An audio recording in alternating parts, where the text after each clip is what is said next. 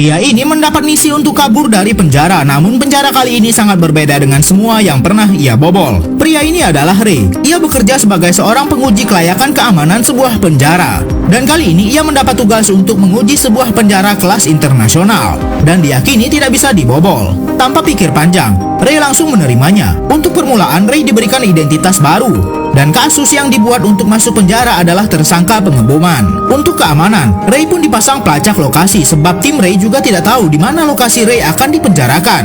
Waktu penangkapan Ray pun tiba dan tampak Ray benar-benar sangat siap dengan misi mengerikan ini. Sebuah mobil hitam pun muncul di depannya dan Ray langsung dibuat tak sadarkan diri lalu dibawa ke dalam mobil itu.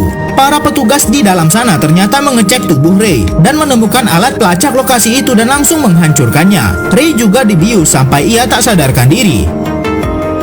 Ray sudah berada di dalam penjara kelas internasional tempat ia harus melakukan misi pelarian dirinya. Namun Ray tampak sangat bingung untuk kali ini karena penjara ini benar-benar berbeda dengan yang pernah ia lihat. Sel mereka terbuat dari kaca anti peluru dan sesama napi bisa melihat apa yang mereka lakukan. Pengamanan dan pengawasan di penjara ini juga bukan main-main. Ray pun akhirnya dipertemukan dengan kepala penjara di sini. Namun tampak kepala penjara ini orang yang berbeda dengan yang dijanjikan kepada Ray. Sehingga saat Ray menyebutkan kode evakuasinya, kepala penjara ini tidak peduli dan tidak mengerti apa yang dimaksudkan oleh Ray. Tampaknya ada yang tidak beres dengan misi Ray kali ini. Dan Ray tidak bisa dievakuasi meskipun ia sudah menyebutkan kode evakuasinya. Karena tindakannya, kini Ray pun mendapat perhatian lebih dari kepala penjara. Terlihat penjara ini benar-benar seperti neraka bagi para napinya. Para petugas menggunakan seragam dan topeng sehingga Ray tidak bisa melihat siapa orang di balik seragam itu. Kedua tahanan ini sengaja berkelahi agar situasi penjara menjadi kacau. Walaupun hanya berpura-pura, namun tampaknya mereka sangat serius dalam menjalankan rencananya. Namun inilah yang sebenarnya mereka inginkan. Petugas datang dan mereka dibawa ke dalam ruang isolasi.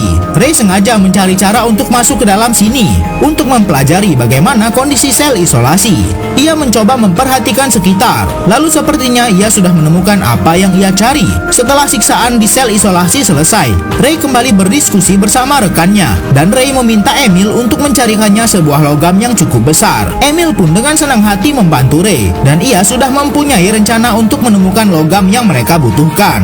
Emil menemui kepala penjara dan malah membuat keributan di sini. Para petugas pun langsung menindak Emil dengan memasukkan selang berisi air ke dalam mulutnya. Setelah cukup lama menyiksa Emil, akhirnya kepala penjara ini pun menghentikannya. Namun tepat saat itu, dengan sigap, Emil mengambil potongan logam di bawah meja ini. Benar-benar cara yang cukup berbahaya. Emil langsung memberikan logam itu kepada Ray. Lalu mereka harus masuk kembali ke dalam sel isolasi. Namun kali ini mereka harus melibatkan orang lain. Sehingga Emil harus mencari keributan dengan napi lain. Agar dirinya juga dimasukkan ke dalam sel isolasi, Ray pun juga ikut turut andil memukuli orang di sana. Kini rencana mereka cukup berjalan dengan lancar dan mereka berhasil kembali dimasukkan ke dalam sel isolasi. Di dalam sini mereka disinari lampu yang memiliki panas seperti matahari yang dekat dengan tubuh manusia. Namun Ray memanfaatkan panas itu dengan memantulkannya menggunakan logam tadi ke arah baut yang mengunci bagian bawah sel isolasi ini.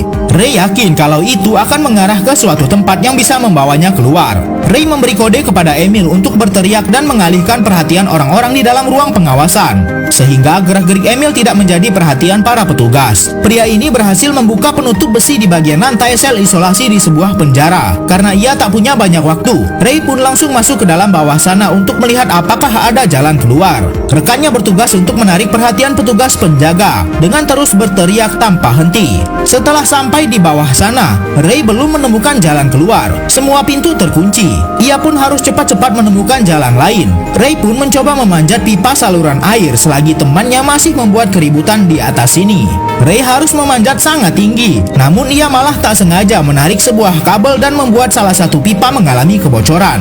Tapi bukannya kembali ke sel isolasi, ia malah terus memanjat. Saat ia sampai di bagian atas, Ray menemukan sebuah tuas, dan saat ia membukanya, ternyata penjara mengerikan ini adalah sebuah kapal berukuran raksasa yang terus berlayar di tengah laut yang sangat luas. Ray benar-benar tak menyangka kalau selama ini ia berada di sebuah kapal. Setelah mengetahui mereka ada di mana, Ray langsung masuk kembali dan harus segera kembali ke dalam sel isolasi. Namun ia sangat kesulitan karena pipa yang bocor itu itu terus menerjang tubuhnya dan ia malah terjatuh. Air sudah membanjiri bagian bawah sana dan sudah masuk ke dalam sel isolasi. Petugas keamanan pun sudah fokus di depan layar pengawas, sedangkan Ray masih belum kembali ke dalam selnya. Para petugas lainnya pun cepat-cepat mengeluarkan tahanan yang ada di dalam sel isolasi.